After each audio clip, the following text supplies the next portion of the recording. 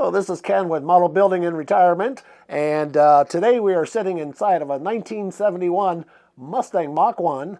This is the 124 scale Revell kit for Diamonds Are Forever, or the 007 car, and of course I painted it to look like one that I had back in the 80s. Beautiful build. This is part 2 of 2.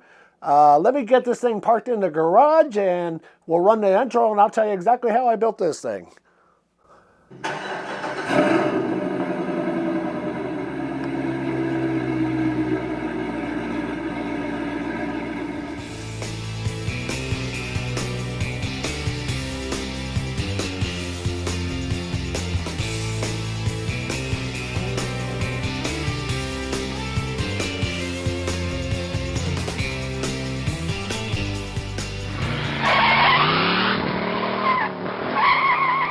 Inside the garage here alongside the green 71 Mach 1 that I built a few months ago, which was a tribute for my brother's high school car that he had, same color. And the metallic blue one that I'm in was a 72 that I owned back in the early 80s and when I was in my young 20s, if I could only go back.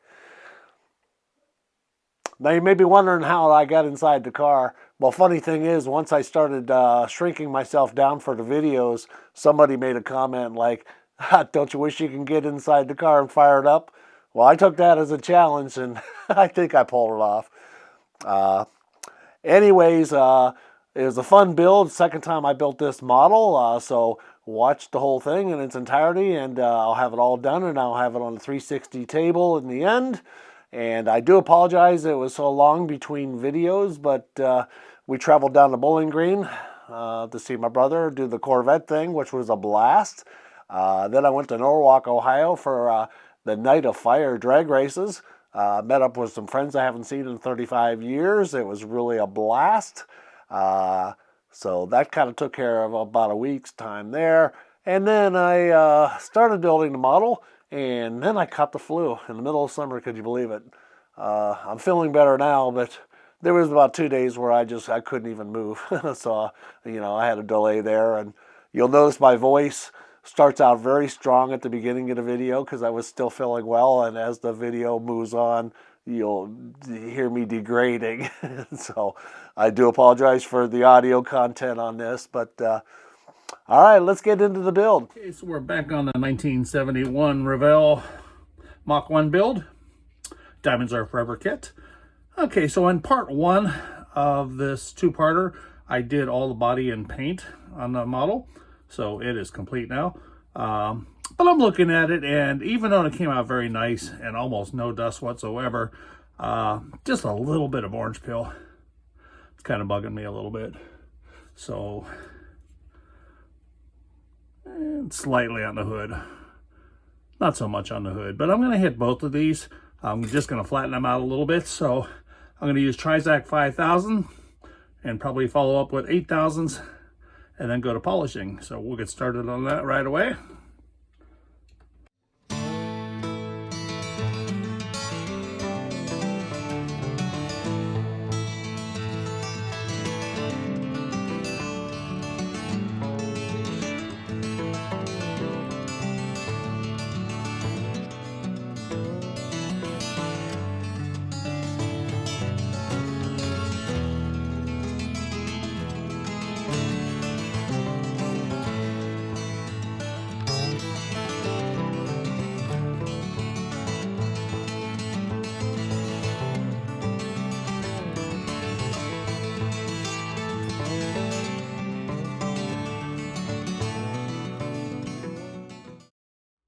Okay, flatten that out pretty good there. So I'm going to go with some 8000s Trizac. All I have is this little disc here. Going to wet that one down. Wet down the roof a little bit. Same procedure, very light touch. A funny story, and this is a true story, is back when I lived in Arizona, I ran a mobile auto detailing business. And we were doing mom and pop soccer vans, and some people had some nice Beamers and Mercedes and stuff like that. A couple old muscle cars. So we kind of seen it all. But I ran into a gentleman by the name of Ron Pratt. And if you really follow cars a lot, you probably know Ron. as being one of the big guys on Barrett Jackson. You know, he had a beautiful collection. I've been there many times, but he had hired me. And the first time he was moving from Colorado down to Arizona, so I met him, and he had this giant warehouse with the floor all painted, but not a single car in there yet. And I really wasn't familiar with him at the time. But, you know, he kind of interviewed me, and he told me he had a Superbird, a 70 Plymouth Superbird that he had, and asked me about color sanding and buffing to remove orange peel or whatnot. And I said, yeah, no problem. I mean, I had only done it once or twice in my garage of my own cars. And here we're talking $400,000 car, you know? And I'm like, I boldly like, oh yeah, I could do that. You know, we agreed on a price or whatever. And he said, okay, come back in a couple of weeks. Well, a couple of weeks went by, and he had moved his whole collection into that warehouse. And I was blown away, because it was like probably 100 or 200 cars. Most of them very rare, most of them muscle cars. But I got, you know, back on VHS tape, I've got me sanding down that hole and Superbird, removing the decals. I took off the big wing, masked the car down, sanded it all down like we're doing here. Buffed it out to like a mirror shine. Bought all new Superbird graphics from a place called Phoenix Graphics. And, you know, he was quite satisfied, and ended up, I did quite a few cars for him after the fact, but it was kind of ballsy of me without a whole lot of previous experience to just jump on it and commit to such a thing, but that's the way I roll. All right, so we're just hitting this lightly with this 8000s here.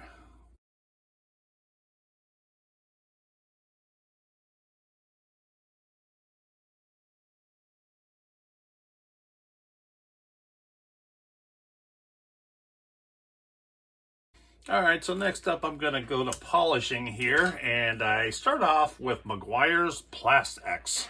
And this is a clear plastic cleaner and polish. You know, it's basically made for headlights, but it's used for any kind of plastic, or it works on clear coat.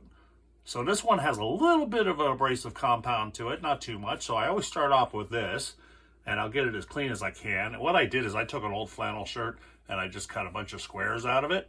And I don't mix them, so with the Plastex, I'll use one of these, and then after I'm all done with my Plastex, I'll go to this Meguiar's Ultimate Polish Glass Enhancer with its own separate little flannel pad here, and this will just really polish that out. You can go the third level and wax afterwards, but I generally don't see the need to. Okay, so I'm gonna just shake that up a little bit.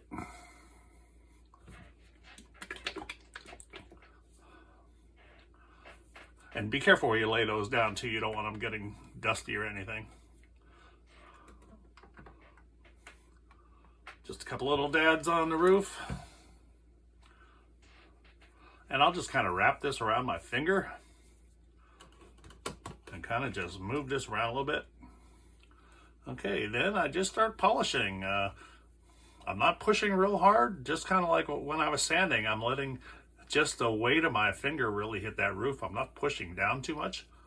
And I'll go one direction, then I'll switch and I'll go the other.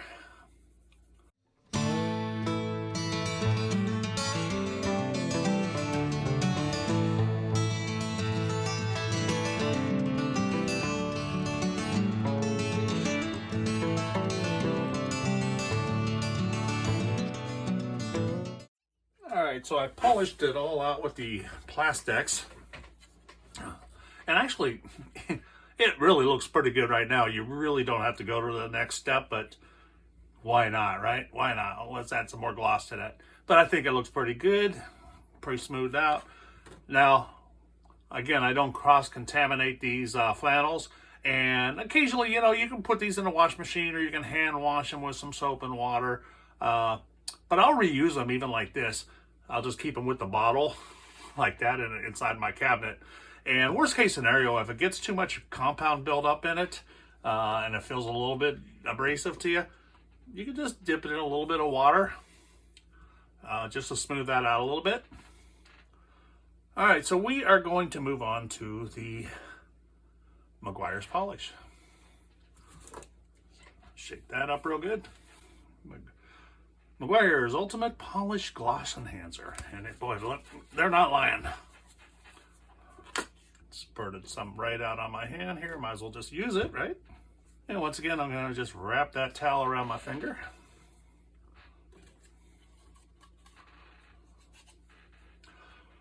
And just polishing exactly like I did the plastics.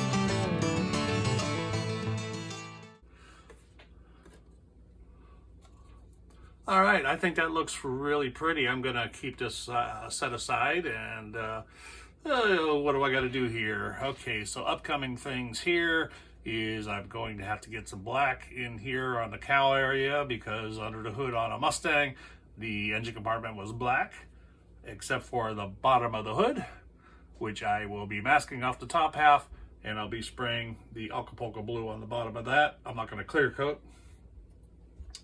Okay, back on the body here, and I am going to use my black accent panel liner, and I'm just going to use this for the door gaps. Shake it up really, really good.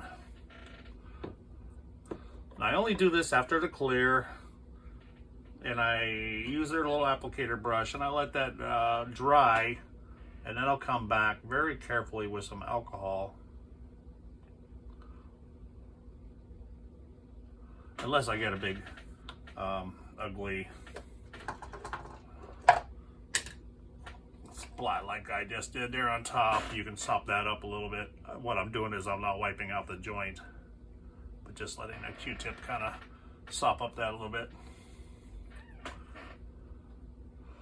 And I just tap it and let it flow.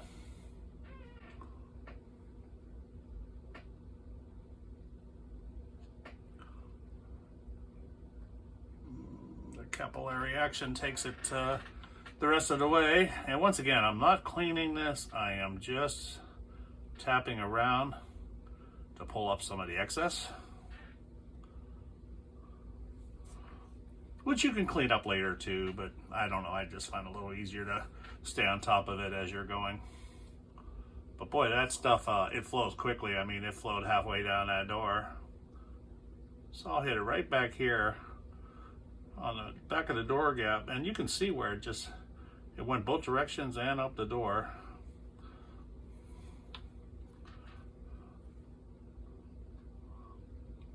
But to me, a lot of people don't do the panel liner in the doors, and to me it just adds to the realism, especially when you're going to photograph these as closely as I do. They show pretty much everything. Okay, so I want to start painting my parts, and there's a couple parts I pre-assemble first. For example, the seats, because by the time you glue them or whatnot, there's a seat front and a seat back. The engine block, might as well get that assembled. But I'm going to paint a lot of this stuff on the tree and then just touch it up later. But for the very newbies, the beginners out there, just a couple things about part cleanup here. Is when you cut these things off the sprue, you know, get yourself a nice pair of sprue cutters, okay? And clean up your sprue by just kind of clipping and getting a nice clean cut there. And then different files, you know, here's like a nail file type of thing. It's coarse on one side, a little finer on the other. And then these little things I get at Hobby Lobby. They come in a package of 12, and I got 100 to 240 grit, and then I have another grit in there too. Let's see, I have 240 to 320 grit.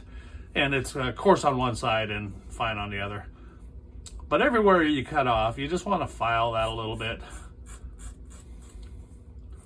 Just get all your edges nice and clean. This is for the very beginners. I'm sure that most model builders are already used to this, so I'm not going to dwell on it.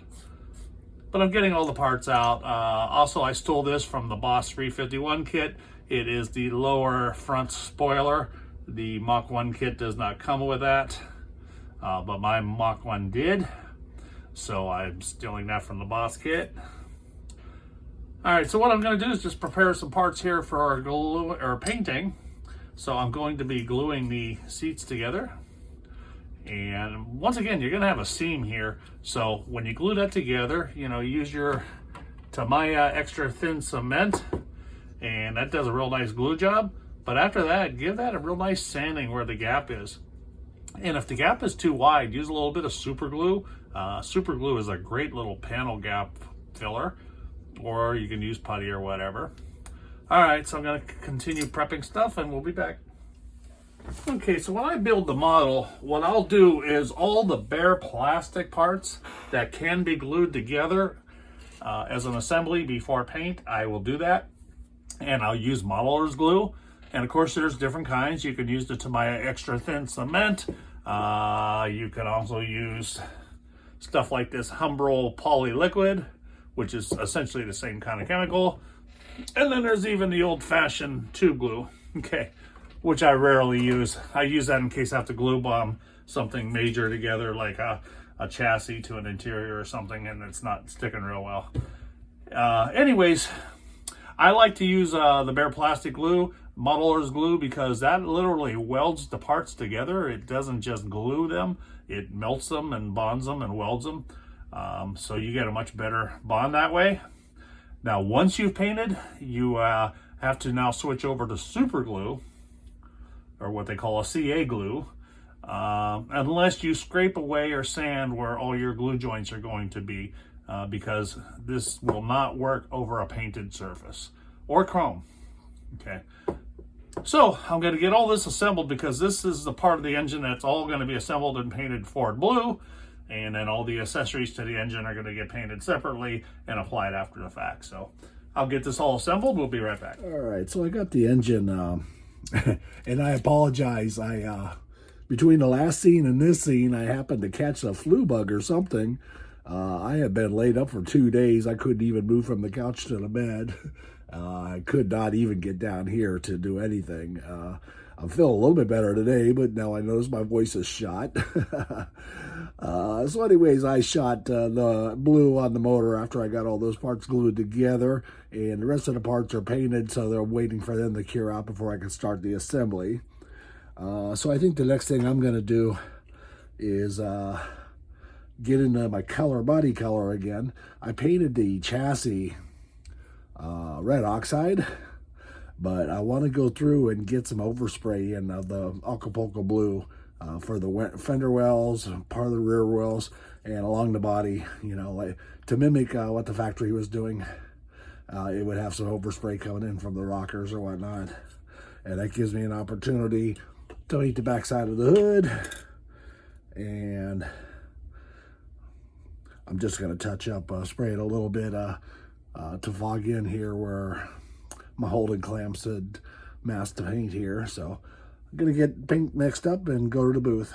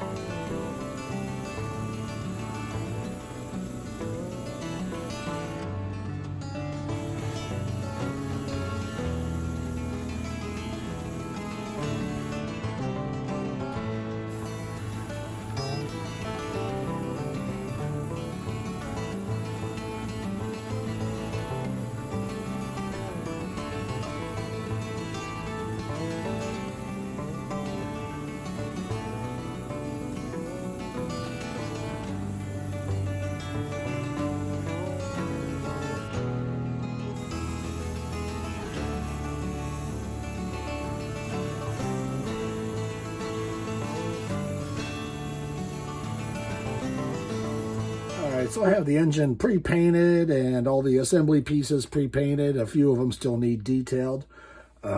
Before I assemble that, I want to just describe a little bit about how I have been painting all my other parts to the model kit.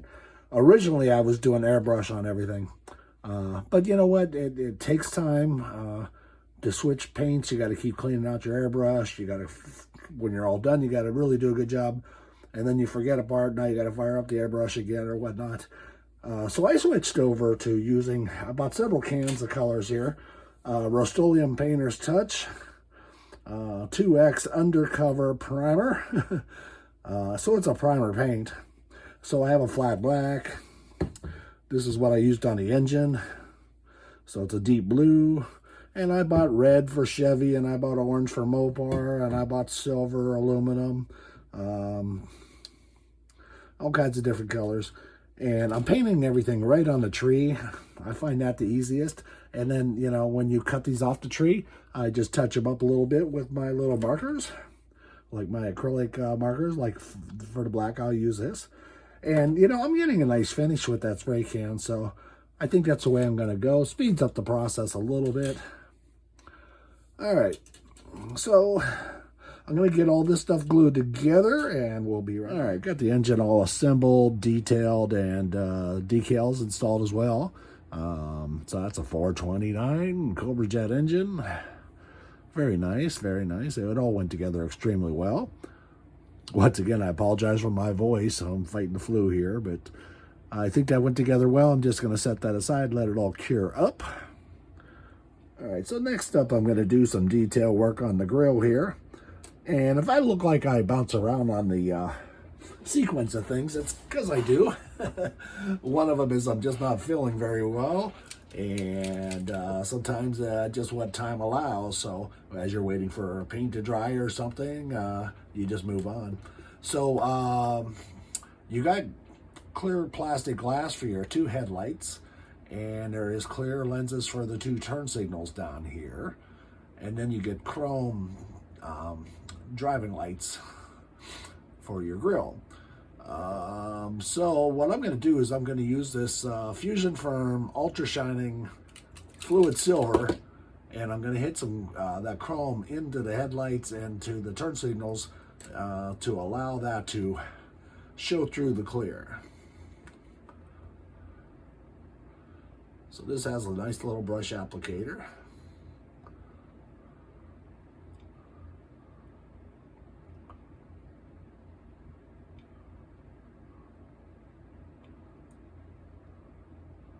First time I've ever tried to use this in any kind of detailed painting.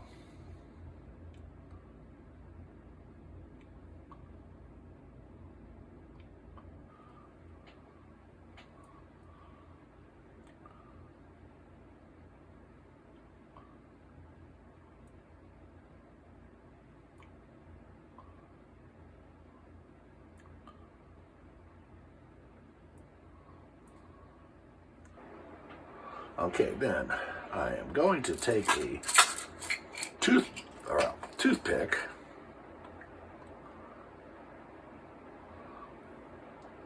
and I'm just going to run it along this trim here.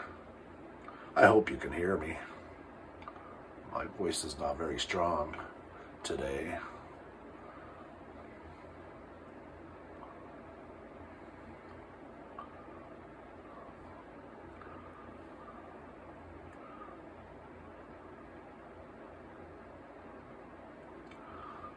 I found this all works pretty good, but you know, you got to give it a few days to cure up before handling it.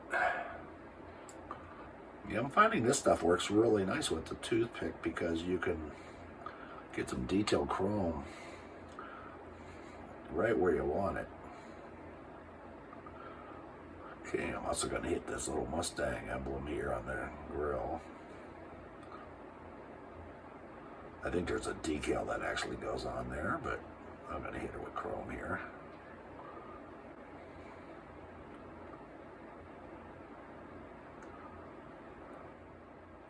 Okay, I'm going to let that cure up a little bit. Okay, then I'm going to take a little to my X26 clear orange. And I'm just going to hit these driving parking lights.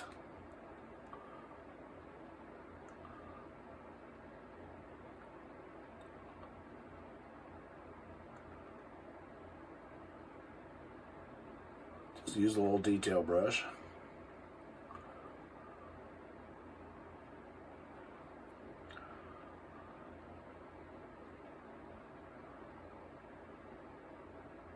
Okay, that goes on really nice. I just love the way that covers over chrome. My intention, too, is I'm going to let this fusion firm cure up, but my intention is to put a little bit of this. Well, actually, let me paint the back of the glass. That's the way to go. Yeah, I don't know where I caught this bug. I mean, I had a busy week. I went down to Bowling Green last week to see my brother, and I was very well there.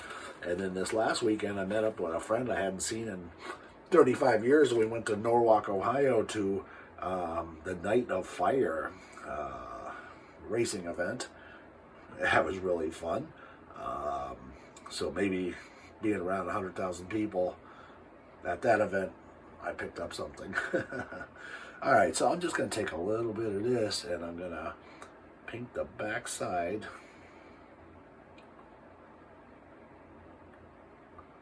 of those two marker lights, or turn signals.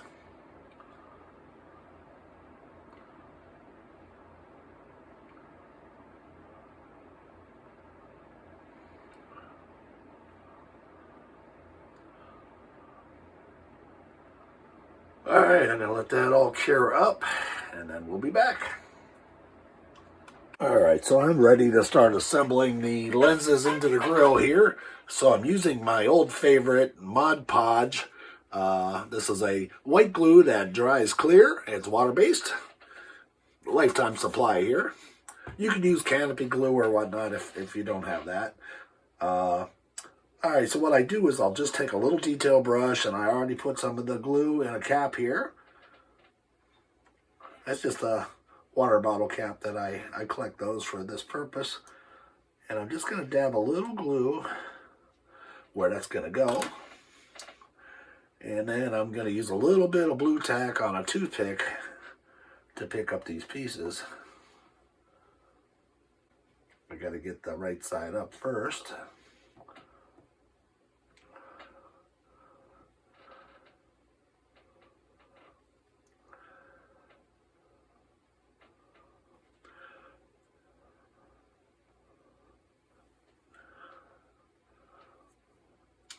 And it looks really good. That's one of the reasons that I wanted that chrome behind it.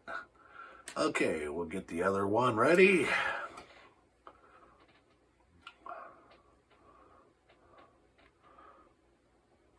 Little dab of glue.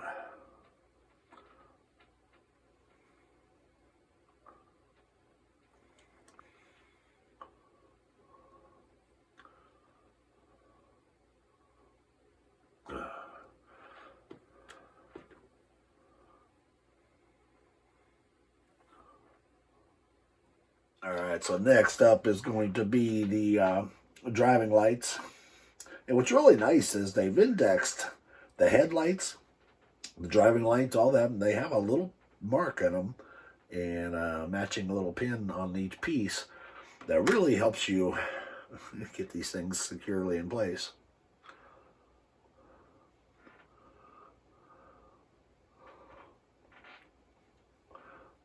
So I'll get that aligned correctly. Get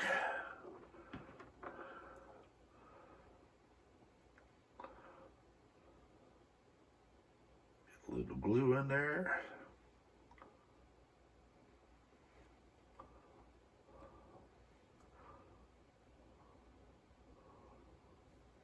Okay.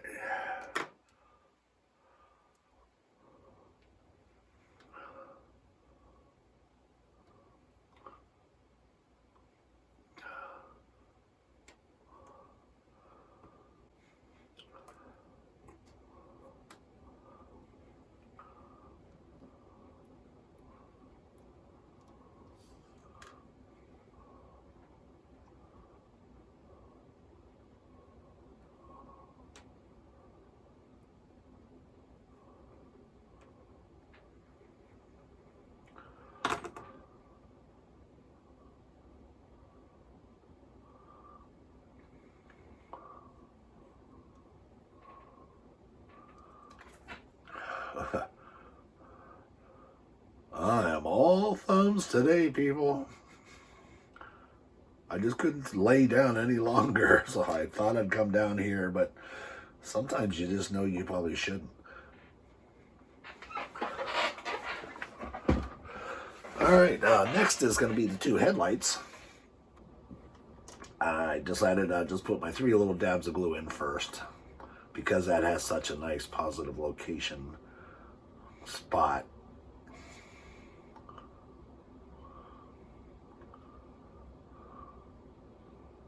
Because even though that glue does dry clear, it can be seen.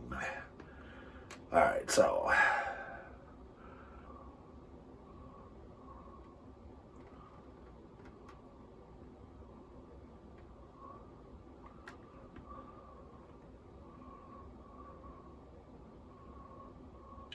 okay, so we got both headlights in and all the marking lights. Everything looks good. And I am going to stop here for the day because I'm just not quite with it today. And, you know, the way I'm fumbling around here, I feel like a hack. So we're going to just cut it for today. And hopefully my voice gets better on the next scene. We'll see. Okay, so next up on the kit is I'm going to be using aftermarket wheels and tires from Iceman Collections. And what I have here is a nice set of wide tires and rims. So I have got staggered tires, BF Goodrich, 15 by 12s for the back and 15 by 10s for the front, 124 scale. And then I got Krager SS rims, which comes in 2 parts for these sizes. And there's also, to match the tires, they're 15 by 12 and 15 by 10 size as well. Okay, so we need to get these all detailed up and cured too, so that when they're ready to install in the model, they're cured and ready to go. I'm going to go ahead and use my Revell chrome spray on the rims, and on the tires, we're going to be spraying with the airbrush, and I'm going to be using the Tamiya semi-gloss black on those. So, and then we're going to paint the letters with some white paint, trying like we'll experiment with a pad printing method using the eraser of a pencil. Okay, so let me get this sorted out and see what kind of cleanup we have. Alright, so upon inspection here, very little cleanup because the tires were printed face down like that on their plate. So the backside does have that little bumpy texture, which you can try to sand up a little bit, but it really won't show too much. So you want to make sure that the smooth side is going to be what's facing out. Had a little bit of cleanup just to do in the ID. I just used some 800 grit sandpaper and just gently wiped it. And for the wheels themselves, there are 2-piece sets. I'm going to assemble them first. And once again, they were printed on their back side. So this ring here makes it appear like a deep dish. So I'm just giving it a quick swipe here on my 8/1000 grit. And it'll get super glued with CA glue and make it a nice deep wheel like that, and then I'll go to chrome. I didn't want to chrome spray it in 2 pieces and then glue it because I thought the glue would interfere with the chrome, or the chrome would prevent the glue from working and doing its job. Although it would be probably easier to get a good paint finish this way. I don't see it as a problem, so I'm gonna pre-assemble them first. All right, so I'm just gonna get these all cleaned up and assembled, and I'll be back for chroming. So I'm just putting 3 little dots of glue right outside the edge here.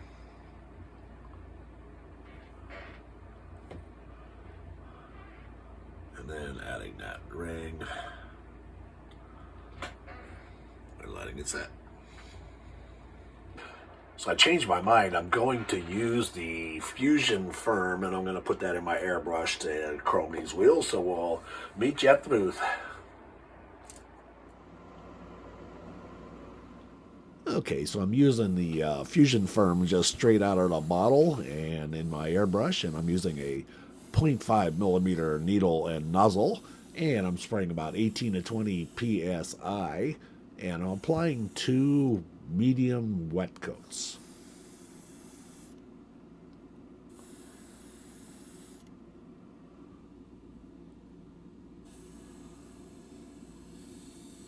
By the way, I'm not 100% sure what this stuff is made of, so I decided instead of using thinner to clean my airbrush, I just used alcohol, and that seemed to do the trick, so I think it's an alcohol-based product.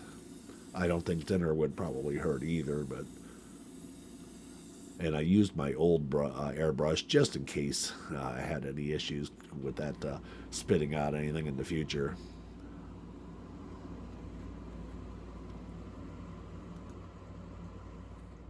Okay, so looking at the wheels after chroming with Fusion Firm, they look really good to me. The only thing is I lost a little definition of that center cap where it had the Krager or the SS emblem. This did not level out all the way where you can really see that, so it's the only disappointment. Otherwise, they look really nice. All right, so I'm going to paint the tires, so I put them on the little skewers here so I can have access to all the way around them. And so what I did is I just cut up a little cardstock here, and I roll it up smaller than the inner diameter of the tire.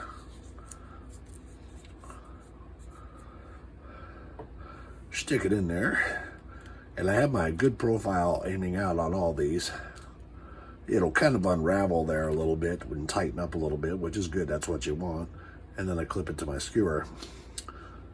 So this way I can airbrush and I have access to everything. So, all right, so I'm going to mix up some Tamiya X18 semi-gloss black and see how that works out on these.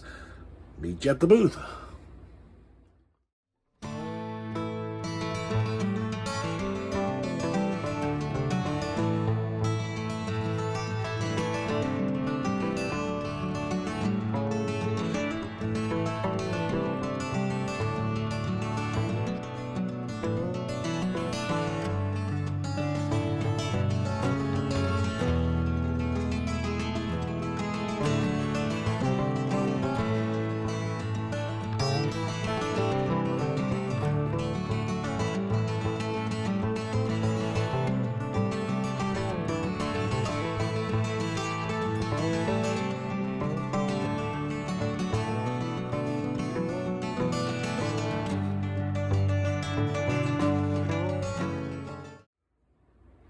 Alright, so painting the tires semi-gloss with the Tamiya, I'm not really happy with it. You see too much of that Z-shift in the tire sidewall. And I'm not sure, I mean, it's very difficult to sand that without ruining your letters, so I really didn't. The letters are not extremely well defined, so I chose not to use primer because I didn't want to fill those spaces up too much. So I shot it with just a Tamiya.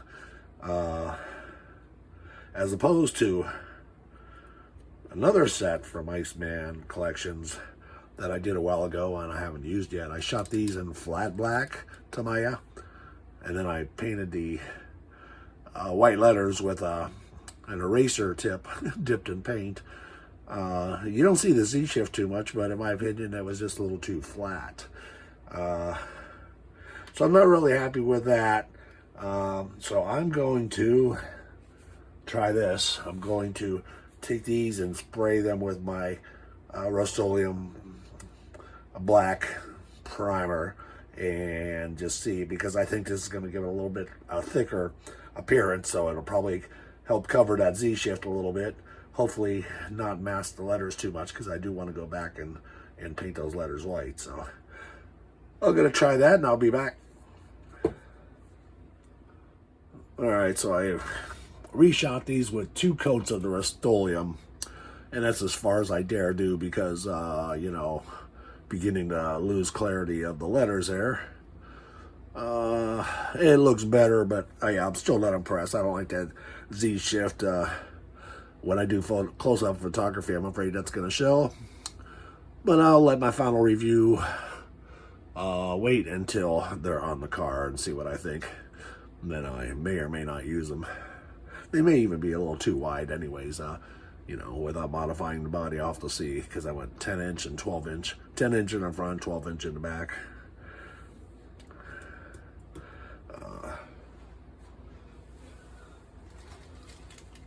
Compared to the stock tire. Quite a bit of difference here.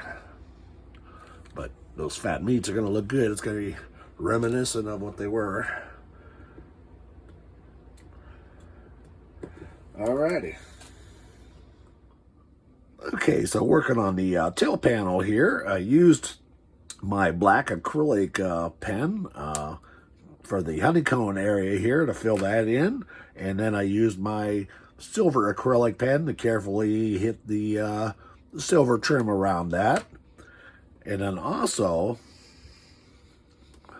get it in my hand here, on the taillights here, this just comes on your clear tree, but there's a decal that goes on the back side. And that is a little white square decal, or rectangle, and that is for your reverse light. And then what you do is you paint, to me, a red, clear red around the rest of that lens, and then when you flip it around, that's what you're going to see coming out your tail panel. And this is recessed to actually snap into the back of that tail panel, so that's pretty cool. And then there's a little chrome gas cap. So I'm going to install that with my Mod Podge here. Clear Mod Podge, and I'll be right back.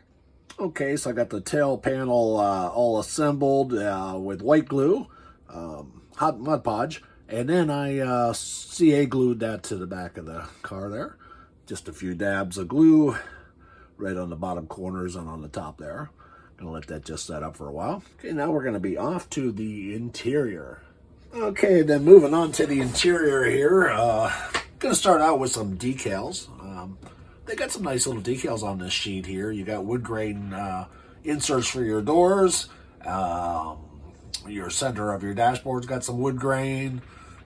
It's got speedometer gauge and tach gauge. Actually has a VIN number, which is pretty amazing. And then we'll use some chrome, whether it's Fusion Firm or Maltol pen, and we'll just do a little bit of ornaments there on the switches and window cranks and whatnot. And I think there's even a decal for the hinge here, because that's a fold down seat. So I'm going to get all those installed and we'll be back.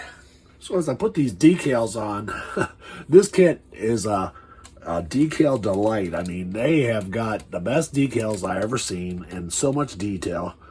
You know, we got all these ones for the dash, and there it is. If you don't believe me, that is a VIN number, and if you look with a magnifying glass, it's an actual VIN number. I think it's 16 digits, if I'm not mistaken. But it gets a little too crazy. For example, it's not for old people like me. Look at this. Do you see those right there, number 32? Those are the little indicator lights for the dash, left and right turn signal. Unbelievable, huh? Look how tiny that is. Look how tiny that is. And I'm getting ready to put on the shifter. On the shifter, you got an H Hurst for the knob, and then you got a Hurst script for both sides of the shifter stem. So I just thought I'd share that with you. But it is pretty incredible. It's coming along nice, though. All these decals are installing real good. All right, I just wanted to share that with you. I'll be right back. All right, the interior is done. Insane amount of decals. And yes, I've got the Hurst for shift pattern on top of the shifter, the Hurst script on both sides of the shifter lever. The brake pedal down there has the disc brake decal. Very amazing. And the VIN number there. So the interior looks pretty nice. Unfortunately, you know, all that detail, it's like a test of eyesight. In fact, my eyes are looking cross-eyed right now, but, you know, this is, you're not even going to see the stuff. It's just kind of fun and challenging. I think whoever designed the decals for this kit, they were laughing, they were smiling, saying, no wonder who's going to do this. The only one I'll admit I did not do was those little turn signal indicators. I wasn't even going to try. Alrighty, well, I'm going to let that all set up real good, and then we're off to the chassis. So I just thought of something. I had knocked off the driver's mirror on the green Mach one that I did. So I glued it back on, and I kind of had it sitting crooked here so that, you know, I can position that in and let that glue and set without it tumbling off. But remember, this is the James Bond 007 kit. Now, this just gave me a brilliant idea. What do you think there? What do you see? If you've seen the movie, you know what I'm talking about. But that gives me an idea for a diorama of its own and a red car. So I may have to do another kit yet. All right, gonna start working on the glass here. And I like to use before I install my glass, I like to use the Plastex on them just to polish them out real good, get any fine scratches off. I think they just look better that way. Even if there aren't no scratches, I'll polish my glass. It doesn't take much. You just rub it in, just like I did on the body. Looks better. All right, I'm going to get all this cleaned up, and then I'll start gluing, and I'm going to use Mod Podge to glue it into place.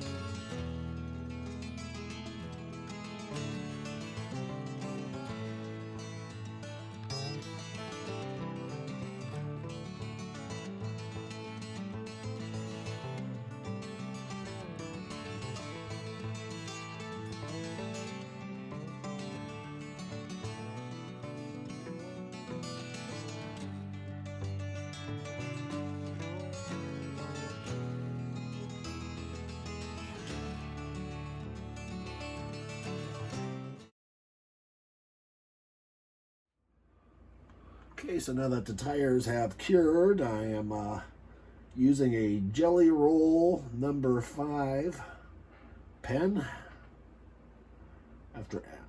from Amazon. And I'll have a link in the description. On all my videos, I put a link to all the products that I use, and supplies and tools. So I'm just trying to color in the letters there. They're not extremely defined. They're probably scale, but definitely a slow process. Just got these pens delivered just this morning, or just a little while ago.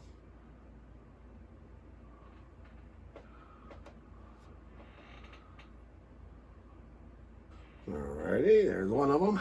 Alright, time to start assembling the chassis, starting with the front frame and suspension here, using all CA glue.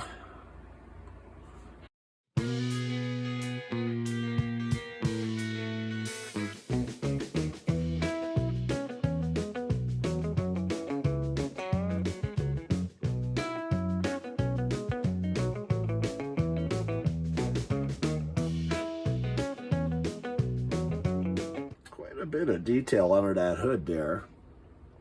I mean, you got separately applied horns, one here, one there, separately applied washer bottle.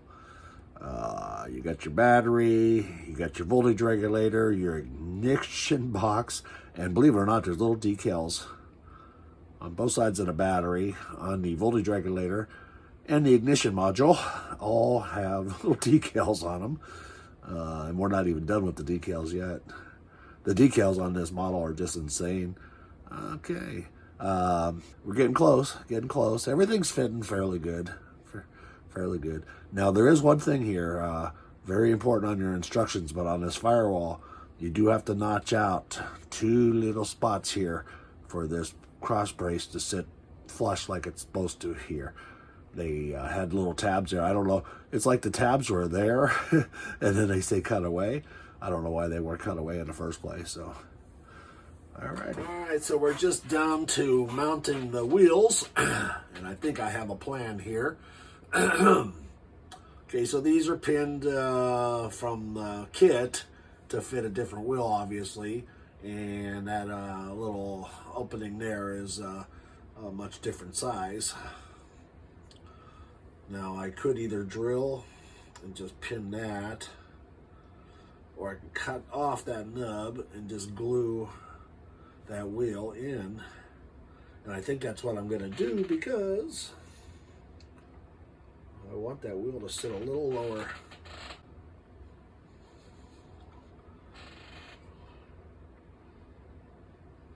Like that.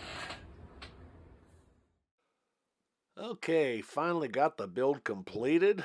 This one was delayed quite a bit. I did have some travel down to Bowling Green, Kentucky, and then I went to some races in Norwalk, Ohio, and met up with some friends I haven't seen in a long time.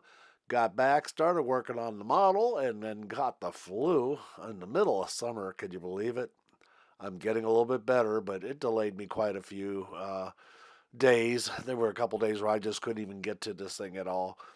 Uh, Model really went together pretty well. There were some fitment issues, having to drill some of those pinned holes in the chassis and whatnot, but, not a problem at all. Really a nice kit. I wish Revell had a little bit more out there like this kit because the details are amazing. It's just a beautiful kit. So, anyways, I did the aftermarket wheels. I got those from Iceman Collections. It was the first time really dealing with that. And you got to learn to be patient, or at least I've got to learn to be patient because I sprayed them with the Fusion Firm, and I did the wheels and all that stuff. But I really only let it cure a day or two, before I assembled them and got them on the car. You probably would have had to wait a week, but it's so easy to fingerprint and mar those things a little bit. And then I had to kind of learn my way around, fitting them onto the car. So I think I've got to get out to Hobby Lobby and get some more plastic styrene tubing or whatever, so that I can modify the wheels in the future when I do this. So, anyways, it was a fun build. I appreciate your watching, and we'll see you next week.